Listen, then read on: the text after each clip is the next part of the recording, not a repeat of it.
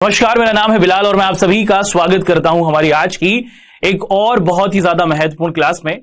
हम लोग मुख्य तौर पर अपनी क्लास 9th के जो हमारे प्यारे बच्चे हैं उन सभी के साथ बात कर रहे हैं और क्लास 9th के प्यारे बच्चों के साथ बात करते हुए एक बहुत ही हमारा महत्वपूर्ण अध्याय है दोस्तों, उसको आप सभी के साथ हम लोग डिस्कस कर रहे हैं। चैप्टर का नाम आप सभी के सामने लिखा हुआ है। हम लोग बात कर रहे हैं अपवाह। जी हाँ, इस चैप्टर के बारे में हम लोग क्या कर रहे हैं दोस्तों, आप सभी के साथ डिस्कशन कर रहे हैं।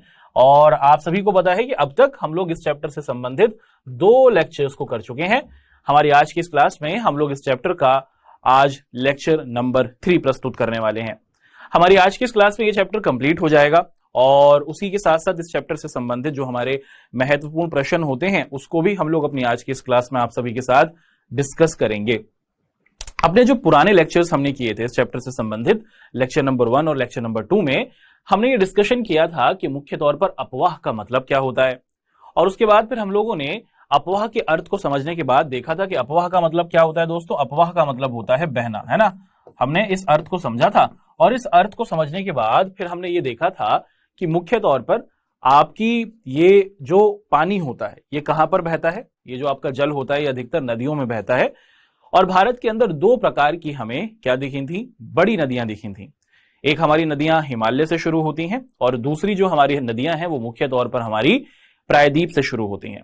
तो हम लोगों ने आप सभी के साथ हिमालय की जो नदियां हैं उन सभी की विशेषताओं को पढ़ा था और उसी के साथ साथ जो आपकी प्रायद्वीपीय नदियां हैं उनके बारे में भी डिस्कशन किया था। क्लियर हुआ? कोई कंफ्यूजन नहीं है। हम लोगों ने आप सभी के साथ देखा था कि हमारे हिमालय के अंदर हमें सिंधु नदी दिखती है। हम सिंधु नदी के बारे में पढ़ चुके हैं। हम लोग गंगा नदी के बारे में पढ़ चुके हैं। उसी के साथ साथ हम लोग ब्रह्मपुत्र नदी के बारे में पढ़ चुके हैं और प्रायद्वीप की नदियों में नर्मदा, है ना, तापी, गोदावरी, कृष्णा, कावेरी और महानदी को हम लोग डिस्कस कर चुके हैं। ये नदियां कहां से शुरू होती हैं, ये नदियां कितनी लंबी यात्रा पूरी करती हैं, ये नदियां कौन कौन से राज्यों को कवर करती हैं और ये नदियां कौन से भारत के समुद्र में जाकर गिरती हैं, यानी कि अरब सागर में गिरती हैं या फिर बंगाल की खाड़ी में, इसको हम लोग डिस्कस कर चुके हैं। हमारी आज की इस क्लास में हम लोग इसी चैप्टर की कुछ और महत्वपूर्ण बातों को पढ़ने वाले हैं दोस्तों। क्या पढ़ेंगे? हम लोग ये देखेंगे कि नदियों का अर्थव्यवस्था में क्या महत्व होता है।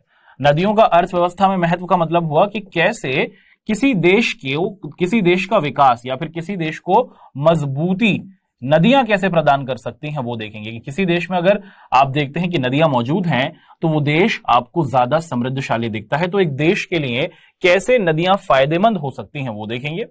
और हमने अपनी नदियों को ना क्या कर दिया है दोस्तों, प्रदूषित कर दिया है। बहुत जबरदस्त तौर पर आप देखते हैं कि नदियों को प्रदूषित किया गया है।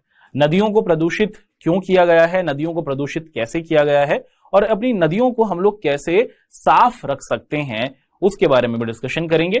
और उसी के साथ साथ इस चैप्टर से संबंधित जो आपके महत्वपूर्ण प्रश्न है या फिर अगर हम लोग कहें कि आपके वो प्रश्न जो आपके पेपर में आने की संभावना रखते हैं और आपकी पाठ्य पुस्तक से संबंधित हैं, उनको एक एक कर हम लोग डिस्कस करेंगे। तो ये 3 महत्वपूर्ण बिंदु आज की हमारी इस क्लास में आप और मैं डिस्कस करने वाले हैं दोस्तों।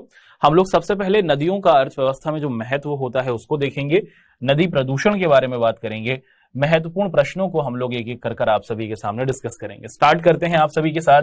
तैयार हो जाइए दोस्तों, बहुत अच्छे तरीके से हम लोग इस बिंदु को आप सभी के साथ डिस्कस करेंगे, है ना।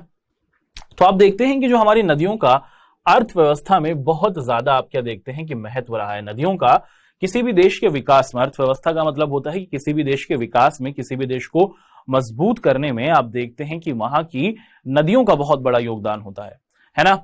अगर हम संपूर्ण मानव इतिहास को देखें, अगर आप लोग आज से क्या है बच्चों सैकड़ों साल पीछे चले जाएं, है ना, आज से आप क्या देखते हैं कि 1000 साल पहले या फिर 2000 साल पीछे जाकर देखते हैं तो जो मानव था ना वो क्या करता था, उसका सबसे महत्वपूर्ण जीवन जीने का साधन था वो था दोस्तों जल, है ना।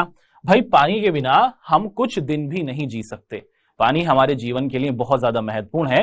तो आप देखते हैं कि पुराने समय के अंदर जितने भी शहर बसाए गए हैं, जितने भी शहर आप देखते हैं या फिर भारत के संदर्भ में आप देखते हैं कि आपने जरूर सुना होगा सिंधु घाटी सभ्यता। सुना है आप लोगों ने? जी हाँ, कि आज से लगभग 2500 साल पहले सिंधु नदी के आसपास आप लोग क्या देखते थे कि कुछ लोग रहा करते थे, है ना। और इन लोगों ने अपने शहर बनाए थे, है ना। आप देखते हैं कि सिंधु नदी के पास इन लोगों ने अपने पूरे के पूरे शहरों को बसाया था। तो पुराने समय से ही आप देखते आ रहे हैं कि जो लोग हैं वो क्या करते हैं, वो नदियों के किनारे अपने शहरों को बसाते आ रहे हैं, क्योंकि नदियों के आसपास ही हमारा क्या होता है बच्चों, हर क्रियाकलाप होता है। मनुष्य को जीवित रहने के लिए पानी चाहिए, वो हमें नदियों से मिलेगा। मनुष्य को अपने और क्रियाकलाप करने के लिए पानी की जरूरत होती है और वो हमें नदियों से मिलेगा। तो प्राचीन समय से आज के समय तक अगर आप देखें कि मुख्य तौर पर जितने भी शहरों को बसाया गया है, जितने भी शहर बसे हैं, वो सभी नदियों के पास बसे हैं। क्या बसे हैं? वो सभी आप देखते हैं कि नदियों के पास बचे हैं। और इसी वजह से आप देखते हैं क्योंकि नदियों से हमारी सारी जरूरतें पूरी होती हैं, नदी के जल से हमारा सारा का सारा आप क्या देखते हैं कि जरूरतें पूरी हो जाती हैं। तो इसीलिए मानव क्या करता आ रहा है, वो नदियों के पास ही बसता आ रहा है। वो नदियों के पास ही क्या करता है दोस्तों, अपने घर को बनाता है। अच्छा, भारत के अंदर अगर हम लोग देखें, प्राचीन समय में आपने देखा कि जो हमारी सिंधु घाटी सभ्यता थी, इसके बहुत से शहर, जैसे हड़प्पा शहर हुआ, जैसे आप देखते हैं कि मोहनजोदाड़ो शहर हुआ, जैसे आप देखते हैं कि लोथल शहर हुआ, तो ये सभी जो शहर थे ये सिंधु नदी के आसपास ही बसाए गए थे।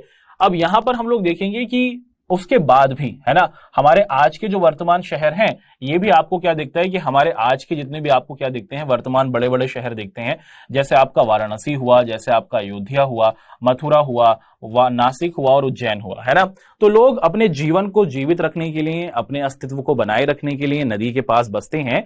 उसी के साथ साथ आप देखते हैं कि नदियां ना हमारी एक और चीज से जुड़ी हुई हैं, और वो क्या है दोस्तों, आप देखते हैं कि जितने भी हमारे ये शहर हैं, जितने भी हमारे प्राचीन शहरों के नाम मैंने आपको बताए हैं, जैसे वाराणसी हुआ, अयोध्या हुआ, मथुरा हुआ, नासिक, उज्जैन, पटना, आगरा, मथुरा, ये सभी नदियों के किनारे ही बसे हैं। और अगर मैं आपसे पूछूं कि क्यों बसे हैं, तो आप आंसर दे सकते हैं कि सर ये सभी नदियों के किनारे इसलिए बसे हैं क्योंकि मनुष्य को जीवित रहने के लिए जल चाहिए, नदियों से जल मिल जाता है। मनुष्य को अपने और क्रियाकलाप करने के लिए और दूसरे प्रकार के काम करने के लिए पानी की जरूरत होती है, और पानी नदियों में मिल जाता है। तो इसीलिए आप देखते हैं कि हमारे जितने भी पुराने शहर रहे हैं, या फिर जितने भी हमारे एडवांस आधुनिक शहर रहे हैं, जो लगभग आपको 100-200 सालों के अंदर ही बसते हुए दिखे हैं, ये आपको क्या दिख रहा है, लगभग आपको 1000 साल के आसपास के पुराने शहर दिखते हैं। और वहीं अगर आप लोग देखते हैं कि जो हमारे मॉडर्न शहर हैं, जो लगभग आपको 100-200 साल या फिर 300 साल के अंदर ही बसते हुए दिखे हैं, जैसे आपका दिल्ली हुआ, कानपुर, अहमदाबाद, सूरत, मैसूर, ये सभी जो शहर हैं ये भी नदियों के पास बसे हैं।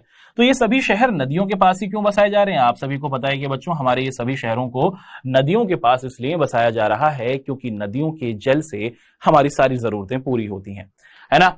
अच्छा, अब देखिए कि नदियों से हमारी सारी जरूरतें पूरी हो रही हैं, इसी वजह से आप देखते हैं कि मनुष्य नदियों के किनारे बस जाते हैं, और वहीं से एक एक कर कुछ पहले कुछ लोग जमा होते हैं, फिर कुछ और लोग आते चले जाते हैं, और फिर धीरे धीरे आप देखते हैं कि एक छोटा सा कस्बा आप देखते हैं कि एक बड़े से शहर में परिवर्तित हो जाता है। अच्छा, आप देखें कि हमारे जितने भी महत्वपूर्ण शैक्षिक संस्थान रहे थे, अगर आप इतिहास के अंदर देखें और वर्तमान समय में भी देखें, तो हमारे जितने भी महत्वपूर्ण शिक्षक संस्थान रहे हैं, या फिर ऐसी जगह जहां पर लोग पढ़ने के लिए जाते हैं, पुराने समय के जो हमारे विश्वविद्यालय हुए, या फिर ऐसे शहर जो घूमने के लिए बने हैं, है ना। तो आप हमारे ऐसे शहरों को देखें जो मुख्य तौर पर पर्यटन से संबंधित हैं, कि लोग यहां पर घूमने जाते हैं, और उसी के साथ साथ आप ऐसे शहरों को देखें जो शैक्षिक संस्थानों के तौर पर जाने जाते हैं। ये सभी शहर भी आपको नदियों के किनारे, नदियों के तट पर ही बसाए हुए देखते हैं। दिल्ली हुआ, वाराणसी हुआ, प्रयागराज हुआ, लखनऊ, पटना, अहमदाबाद, ये सभी जो आपको क्या दिखते हैं, हमारे वर्तमान समय के बड़े शैक्षिक नगर दिखते हैं। यहां पर बड़ी बड़ी यूनिवर्सिटीज हैं, और लोग यहां पर क्या करते हैं, इन विश्वविद्यालयों में पढ़ने के लिए आते हैं। और ये यहां पर क्यों बसे हैं? क्योंकि यहां पर आप देखते हैं कि मुख्य तौर पर पानी की उपस्थिति है। आपके चाहे जितने भी शैक्षिक संस्थान होंगे, लोग पढ़ने कहां जाएंगे? जहां मूलभूत सुविधाएं होंगी, जहां पर पानी की व्यवस्था होगी, और पानी की व्यवस्था होने की वजह से ही आप देखते हैं कि मुख्य तौर पर ये जो शहर हैं ये आबाद हुए हैं। तो आप क्या देख पा रहे हैं दोस्तों कि जितने भी हमारे ये शहर हैं, ये मुख्य तौर पर आपको आबाद होते हुए दिख रहे हैं, क्योंकि ये पानी के पास यानी कि नदियों के किनारे पर मौजूद है। उसी के साथ साथ देखते हैं कि जो हमारी धार्मिक आस्था है, अगर आप हमारे सनातन धर्म या फिर हिंदू धर्म की बात करते हैं, तो आप देखते हैं कि हिंदू धर्म के जितने भी हमारे धार्मिक रूप हैं, वो सभी आपको नदियों के किनारे ही दिखते हैं। कि हमारे जो जितनी भी धार्मिक क्रियाकलाप हैं, धार्मिक हमारी गतिविधियां हैं, वो भी नदियों से ही संबंधित है। भारत दुनिया का एक ऐसा देश है जहां पर नदियों को पूजा जाता है। तो आप क्या देखते हैं कि हमारे बहुत से ऐसे शहर हैं जो नदियों के किनारे हैं, और वो मुख्य तौर पर आपको कैसे दिखते हैं, वो बहुत ज्यादा मान्यता रखते हैं, और लोग इन इलाकों का, इन शहरों का बहुत सम्मान करते हैं। जैसे आपका ऋषिकेश हुआ, हरिद्वार हुआ, गढ़गंगा हुआ, वाराणसी हुआ, प्रयागराज हुआ, अमरकंटक हुआ, नासिक, उज्जैन, मथुरा, ये सभी जो आपके धार्मिक शहर हैं, ये मुख्य रूप से क्या है, ये धार्मिक रूप से क्या है बच्चों, शहर हैं जो नदियों के किनारे बसे हुए हैं। तो शैक्षिक इलाके भी, जो हमारे संस्थान हैं, वो भी नदियों के किनारे बसते हैं, क्योंकि मनुष्य को जीवित रहने के लिए पानी की जरूरत होती है और पढ़ाई लिखाई करने के लिए भी पानी की जरूरत होगी। तो इसीलिए आप देखते हैं कि हमारे अधिकतर शैक्षिक संस्थान आपको नदी के किनारे दिखते हैं। और वहीं पर अगर हम लोग बात करते हैं मुख्य तौर पर जितने भी हमारे धार्मिक संस्थान रहे हैं वो आपको कहाँ दिख जाते हैं बच्चों, इसी प्रकार से दिख जाते हैं। तो हमारा ऋषिकेश, हरिद्वार, वाराणसी, ये सभी शहर आपको दिखते हैं, है ना। अब आप एक और चीज यहाँ पर प्रस्तुत करते हुए देखते हैं, वो ये है कि ये जो गांव है अब बड़े बड़े शहरों में परिवर्तित हो रहे हैं। आप देखिए कि अगर आप लोग अपने माता पिता से पूछें या फिर आपके माता पिता ने जरूर कभी ना कभी आपसे कहा होगा, अब ना गांव पहले जैसा नहीं रहा। अब जिस जगह पर हम रहते हैं ना ये पहले जैसी नहीं रही। 20 साल पहले हमारा क्षेत्र अलग तरीके से था और अब ये अलग तरीके से हो गया है। तो आप देखते हैं कि समय के साथ साथ चीजों में परिवर्तन आया है और जो आपके इलाके हैं, जो आपके क्षेत्र हैं, जो आपके शहर हैं, उनमें भी आप बदलाव आते हुए देख रहे हैं, है ना। और अब आप देखते हैं कि जो आपके बड़े बड़े गांव, जो पहले आपके गांव हुआ करते थे, वो अब आपको बड़े बड़े शहरों में परिवर्तित होते हुए दिख रहे हैं। इसके पीछे वजह क्या है? इसके पीछे वजह यह है कि मुख्य तौर पर हमारे देश के अंदर जनसंख्या बढ़ रही है और जनसंख्या बढ़ने की वजह से पहले लोग कम थे तो लोग गांव में ही ज्यादा रहा करते थे, छोटे छोटे इलाकों में दूर दूर रहा करते थे। लेकिन जैसे जैसे जनसंख्या बढ़ने लगी है तो लोग साथ मिलकर अपनी जरूरतों को पूरा करने के लिए शहरों के रूप में रहना पसंद कर रहे हैं, है ना। तो भारत जैसे देश के लिए जहां पर आप लोग क्या देखते हैं कि जहां पर अधिकांश जनसंख्या है और जहां पर आप लोग देखते हैं कि जहां पर जनसंख्या ज्यादा है और जहां पर आप लोग देखते हैं कि खेती पर हमारी जनसंख्या निर्भर है, और तो आप देखते हैं कि इसी वजह से, क्योंकि हमारे देश के अंदर लगभग 70% लोग क्या करते हैं, खेती का काम करते हैं। हमारे देश के अंदर जनसंख्या ज्यादा है, अगर आपको खेती करनी है, फसल उगानी है तो पानी की जरूरत होगी। इसीलिए लोग नदियों के किनारे बसते हैं ताकि वो अच्छे तरीके से खेती कर सकें। और जनसंख्या हमारी ज्यादा है, लोगों को जीवित रहने के लिए पानी की जरूरत होती है, तो लोग खुद भी नदियों के किनारे ही बसते हैं, नदियों के तटों पर अपने शहरों को बसाते हैं।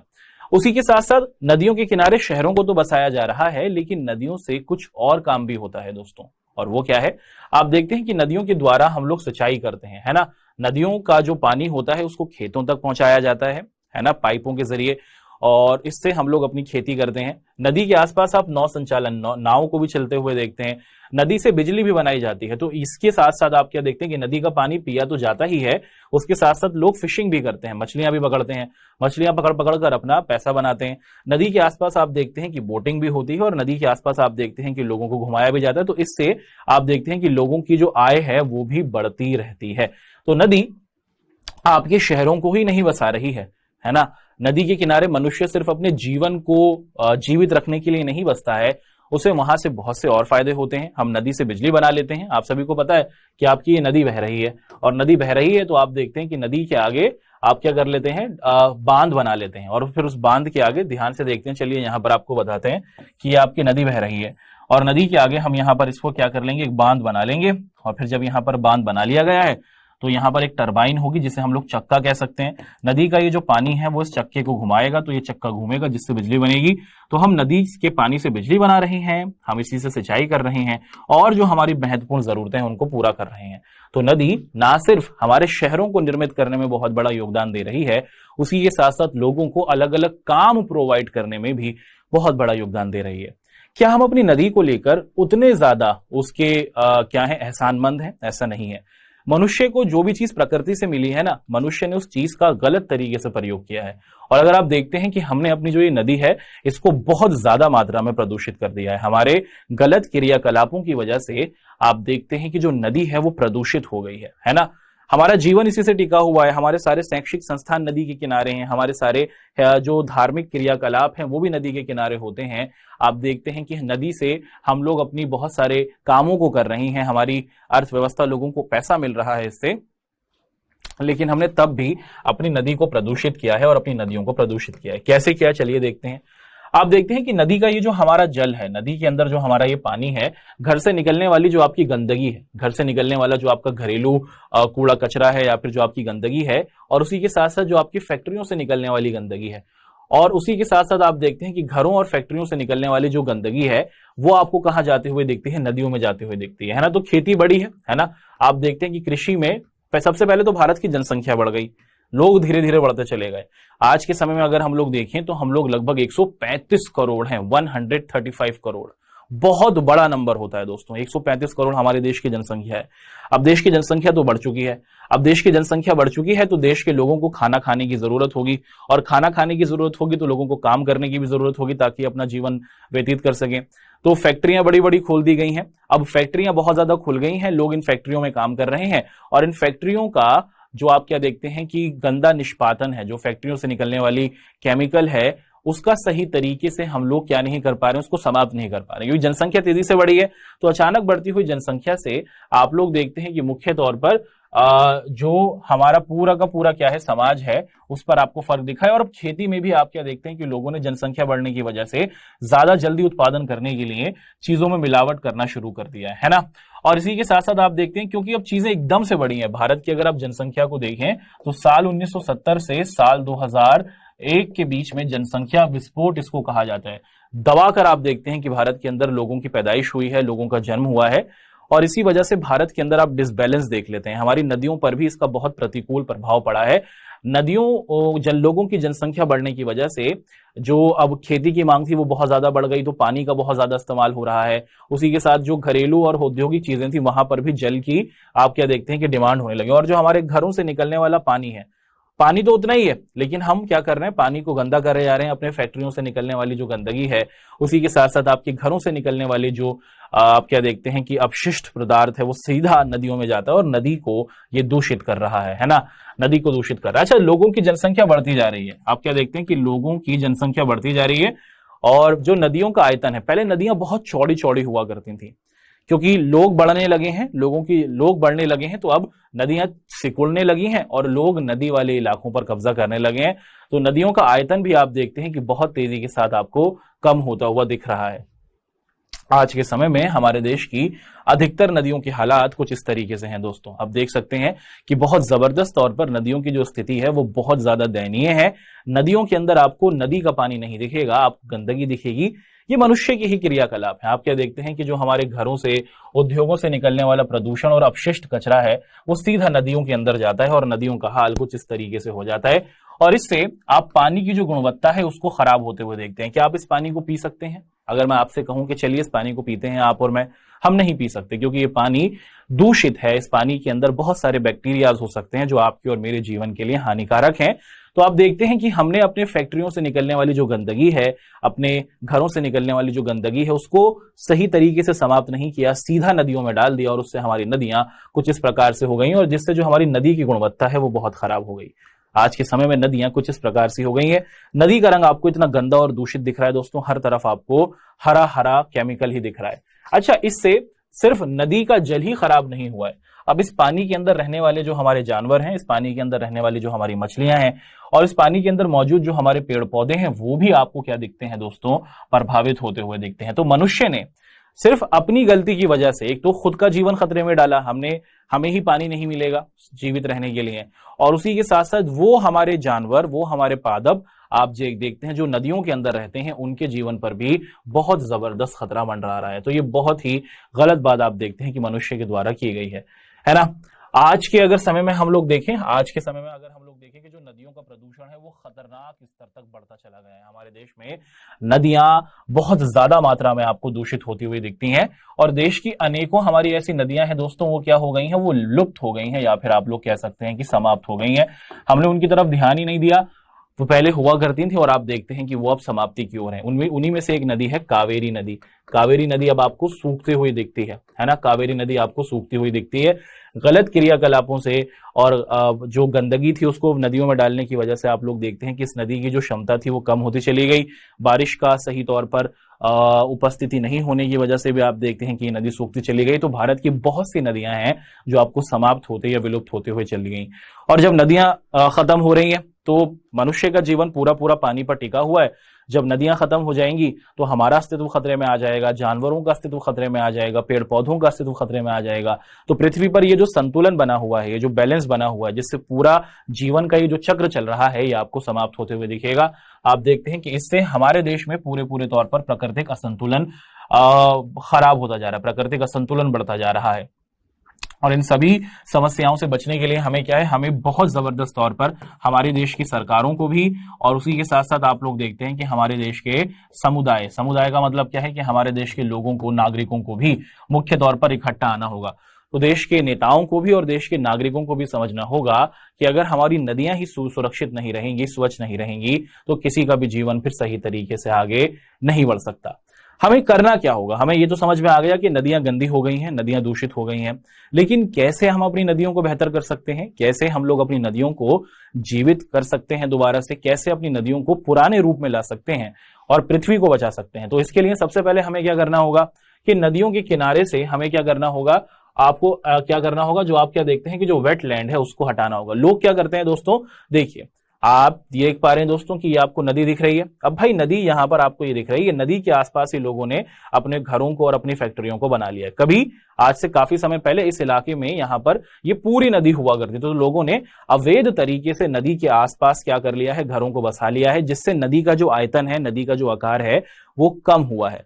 तो मिट्टी डालकर नदी के आकार को कम किया गया है। तो सबसे पहले हमें नदी के आसपास हुआ ये जो अवैध क्या है, आप देखते हैं कि बस्तियों को बसाया गया है, गलत तरीके से घरों का निर्माण किया गया है, इसको हटाना होगा।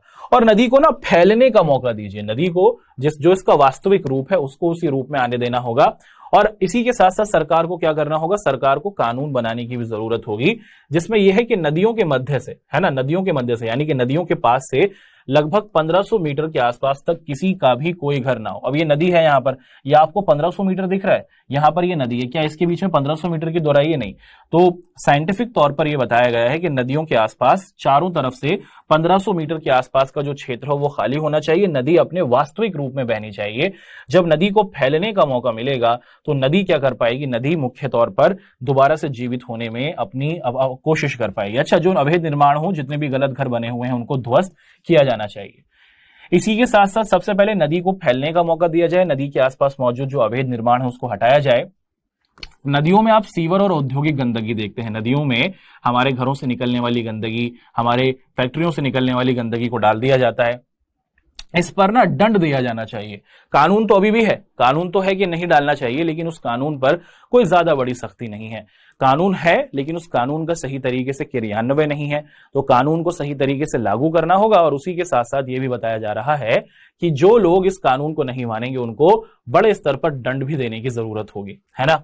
और एक और चीज की जा सकती है जिसके जरिए हम लोग अपने देश के अंदर मुख्य तौर पर ये जो हमारी नदियों का दूषित स्वरूप है उसको बेहतर कर सकते हैं। और वो क्या है दोस्तों, देश के अंदर नदियों में आप क्या कर सकते हैं कि जो जमीन के अंदर आप क्या देखते हैं, भूमिगत जल भी होता है दोस्तों, है ना, भूमिगत जल पता है आपको? जी हाँ, आप सभी को पता है कि हमारी नदियों में आपको भूमिगत जल भी दिखता है। तो नदियों के साथ साथ जो हमारी जमीन के अंदर मौजूद जो हमारा भूमिगत जल होता है उसको भी हम लोग क्या कर सकते हैं, प्रयोग में ला सकते हैं। वैज्ञानिकों ने बताया है कि बारिश का जो पानी होता है उसे शुद्ध रूप का पानी माना जाता है, उसको आप पीने के तौर पर प्रयोग में ला सकते हैं, उससे आप नहा सकते हैं, उससे आप और भी सामानों, उससे आप अलग अलग प्रकार के कामों को भी कर सकते हैं। अब इसीलिए मनुष्य को क्या करना होगा, हम लोगों को मुख्य तौर पर अपने घरों के आसपास बारिश हो रही है दोस्तों, और बारिश हो रही है तो बारिश का पानी आया, हमें अपने घरों में क्या करना होगा, रेन वाटर हार्वेस्टिंग इसे कहा जाता है, इसे रेन वाटर हार्वेस्टिंग कहा जाता है कि बारिश के पानी को क्या करना, जमा करना अपने घर के आसपास ही, और जरूरत पड़ने पर इसका प्रयोग करना, है ना। तो अगर हम लोग रेन वाटर हार्वेस्टिंग करेंगे, बारिश के पानी को संभाल कर रखेंगे, इससे जमीन का जो भूमिगत जल है वो आपको बरकरार रहता हुआ दिखेगा। और उसी के साथ साथ जमीन का ये जो बारिश का पानी है इसको हम लोग प्रयोग में ला सकते हैं और नदियों पर कम बोझ डाल सकते हैं। अच्छा, नदियों पर हमें क्या करना होगा, हर 50 किलोमीटर पर बांध का भी निर्माण किया जाए, नदियों के आसपास हर 50 किलोमीटर पर बांध का निर्माण किया जाए, जिससे हम बिजली को सही तौर पर बना सकें, है ना। और नदियों के तट पर बड़ी संख्या में अगर हम वृक्ष लगाएंगे, नदियों के आसपास बहुत बड़ी मात्रा में हम लोग क्या करें दोस्तों, पेड़ों को लगाएं। और पेड़ क्या करते हैं, पेड़ बारिश को आकर्षित करते हैं, जिससे बारिश होती है। जितने ज्यादा पेड़ उतनी ज्यादा बारिश, जितनी ज्यादा बारिश उतना ज्यादा पानी हमें अपनी नदियों में दिखेगा। तो ये पूरा का पूरा चक्र है, और इसी के जरिए हम लोग अपनी नदियों को क्या कर सकते हैं, स्वच्छ रख सकते हैं। तो यहां पर हमने आप सभी के साथ मुख्य तौर पर अपनी अब तक की जो क्लास के बिंदु रहे हैं उनको बहुत अच्छे तरीके से देखा। अब आगे बढ़ेंगे मित्रों, और यहां से हम लोग इस चैप्टर से संबंधित जो आपके प्रश्न बनते हैं, जो आपके सवाल बनते हैं, उनको एक एक कर डिस्कस करना शुरू करेंगे। ठीक है, तैयार हैं आप सभी लोग? तो अब तक हमने नदियां किसी देश की अर्थव्यवस्था में कैसा योगदान दे सकती हैं उसको हमने जाना, और उसी के साथ साथ हमने ये भी देखा कि हमने अपनी नदियों को कैसे प्रदूषित किया है और कैसे हम लोग अपनी नदियों को प्रदूषित से स्वच्छ बना सकते हैं, उसको हमने पढ़ा।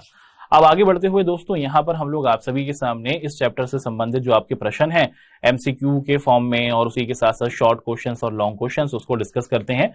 सवाल आपके सामने पूछा जा रहा है कि वूलर झील निम्नलिखित में से कहां स्थित है।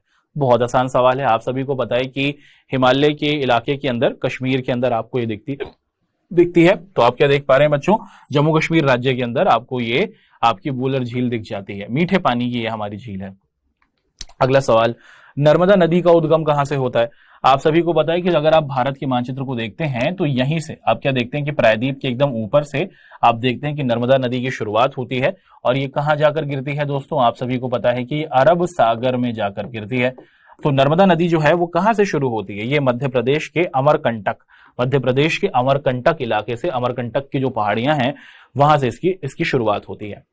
अगला सवाल है कि निम्नलिखित में से कौन लवणीय जल वाली झील आपको दिखती है, कि इनमें से वो कौन सी झील है जिसके अंदर आपको क्या दिख जाता है दोस्तों, आपको नमक की उपस्थिति दिख जाती है, वो आपसे पूछा जा रहा है। आप सभी को पता है कि राजस्थान की सांभर झील, यहां पर आपको इसके पानी में लवणता की मात्रा दिखती है जिससे हम लोग नमक भी बनाते हैं। अगला सवाल, निम्नलिखित में से कौन सी नदी प्रायद्वीपीय भारत की सबसे बड़ी नदी है। और आप सभी को पता है दोस्तों कि प्रायद्वीपीय भारत की सबसे बड़ी नदी कहलाती है गोदावरी, जो आपको कहां पर दिखती है, प्रायद्वीपीय भारत में दिखती है। तापी के एकदम नीचे बहती हुई आपको दिखती है और ये बंगाल की खाड़ी में जाकर गिरती है। और आपकी ये जो नर्मदा नदी है इसको हम लोग एक और नाम से पुकारते हैं, इसको क्या कहा जाता है, नर्मदा नदी को ही हम लोग दक्षिण गंगा भी कहते हैं। क्या कहा जाता है, नर्मदा नदी को ही हम लोग दक्षिण गंगा के नाम से भी पुकारते हैं।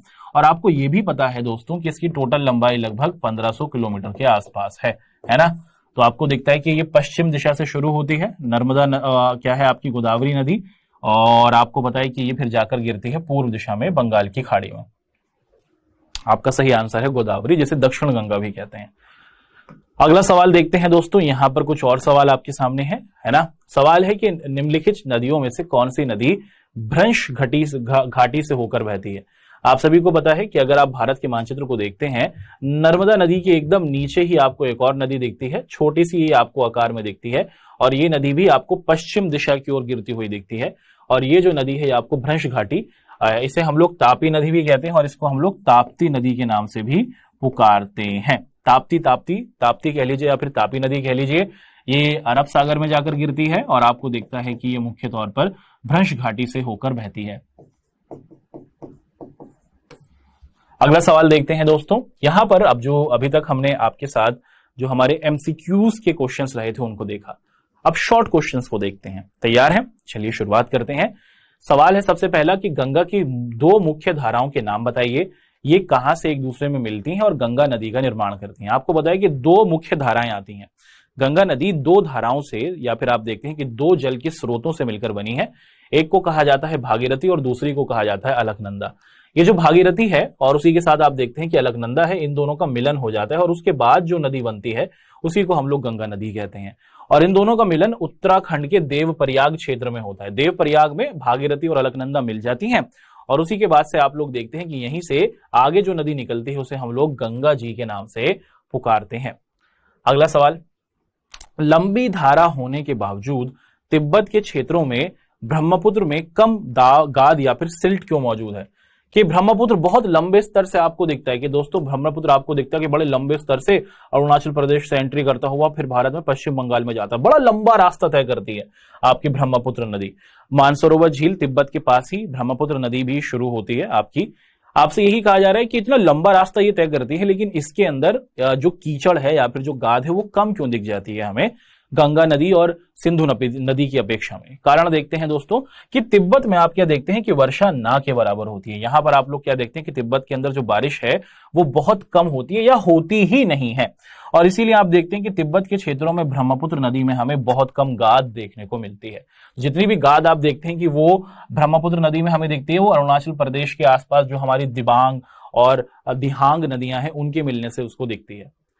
अगला सवाल है कि कौन सी दो प्रायद्वीपीय नदियां गर्त से होकर बहती हैं, समुद्र में प्रवेश करने से पहले वो इस प्रकार की आकृतियों का निर्माण करती हैं। तो ध्यान से देखिए, आप सभी को पता है कि जो हमारी नर्मदा नदी है और तापी नदी है, ये गर्त से होकर बहती हैं और समुद्र में प्रवेश करने से पहले ज्वारंदुक मुख का निर्माण करती है। ज्वारंदुक मुख का मतलब क्या है दोस्तों?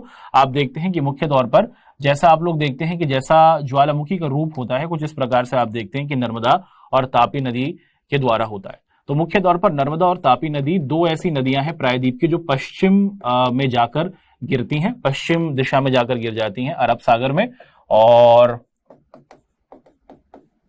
यह है हमारी नर्मदा नदी और तापी नदी।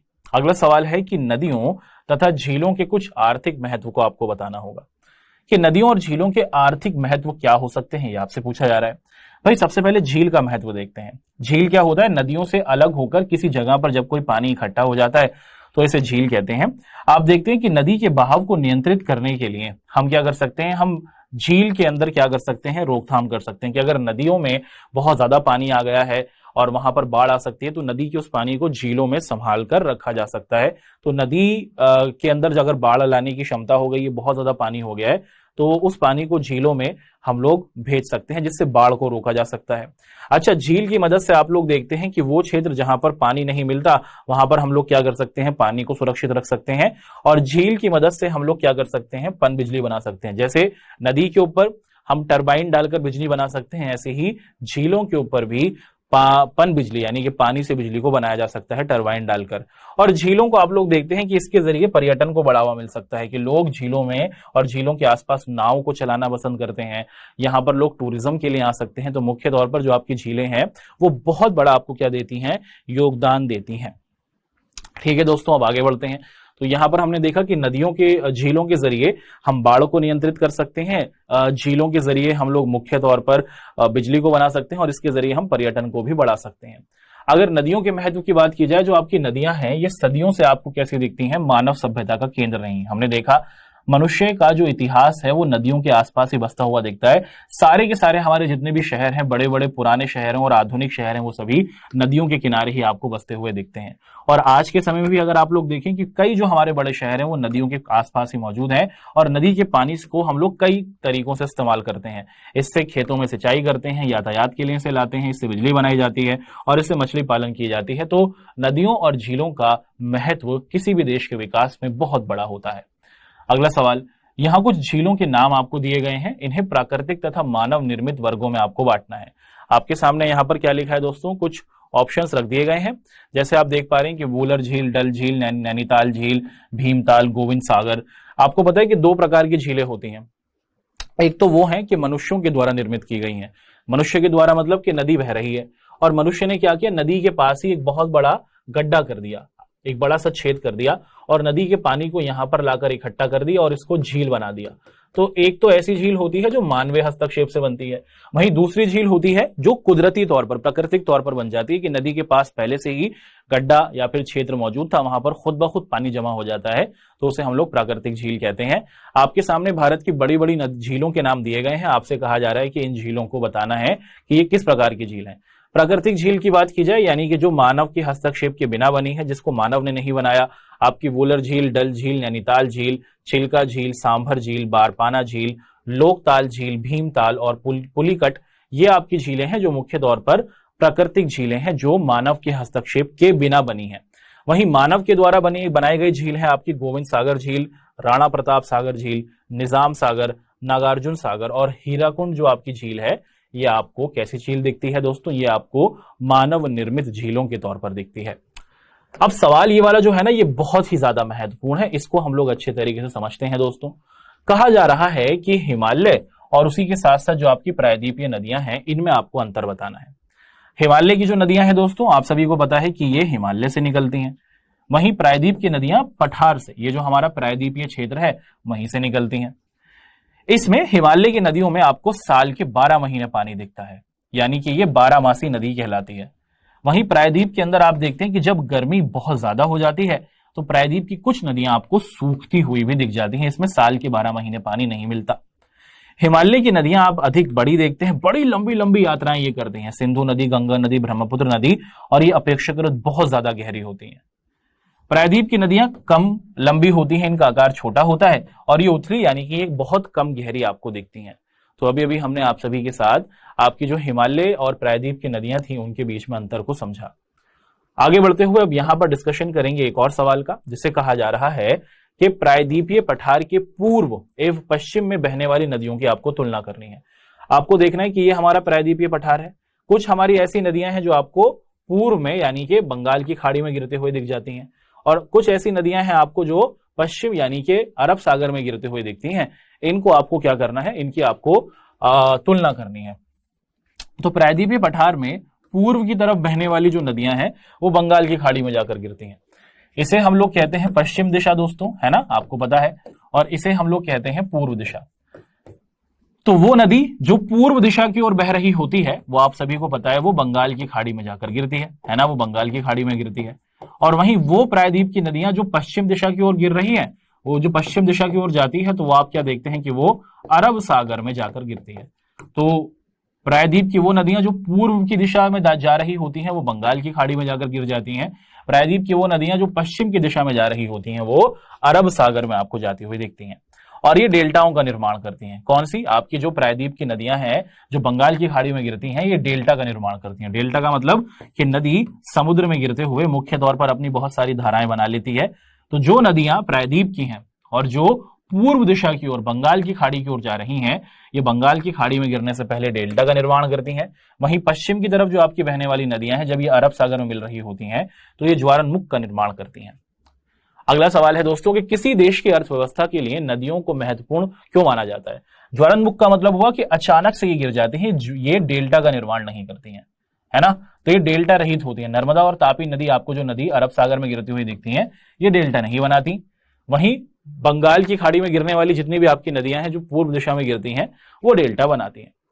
अगला सवाल है दोस्तों कि किसी भी देश की अर्थव्यवस्था के लिए नदियां महत्वपूर्ण क्यों हैं, ये आपसे पूछा जा रहा है और इसका आंसर आपको प्रस्तुत करना है।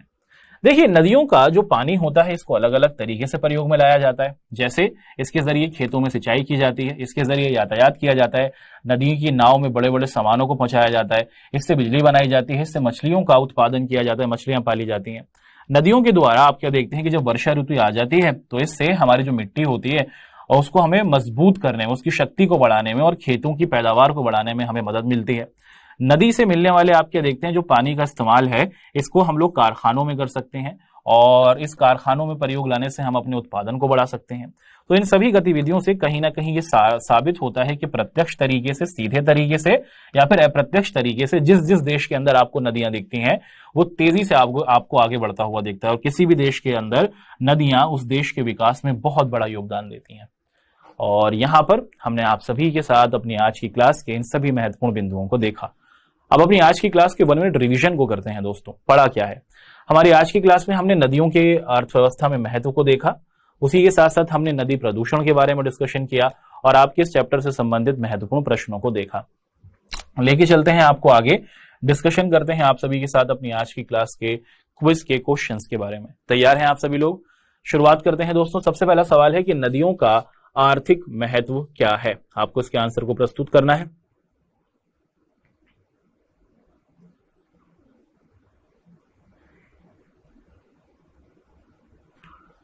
बढ़ते हैं आगे अगले सवाल की ओर। नेक्स्ट क्वेश्चन है कि इनमें से कौन नदी प्रदूषण के लिए उत्तरदायी है? इनमें से किसकी वजह से हमारी जो नदी है वो आपको प्रदूषित होते हुए दिख रही है, ये आपसे पूछा जा रहा है। अगले सवाल की ओर बढ़ते हैं दोस्तों कि गंगा की सहायक नदियों में इनमें से कौन सी नदी है जो प्रायद्वीपीय पठार से आपको क्या दिखती है, निकलकर गंगा में मिल जाती है? कि प्रायद्वीपीय पठार से आ रही है वो नदी और फिर बाद में जाकर वो गंगा में मिलती है। अच्छा सवाल है। अगला सवाल दोस्तों कि सतलुज नदी इनमें से किसकी सहायक नदी है? सतलुज जो नदी है वो किस नदी की आपको सहायक नदी दिखती है?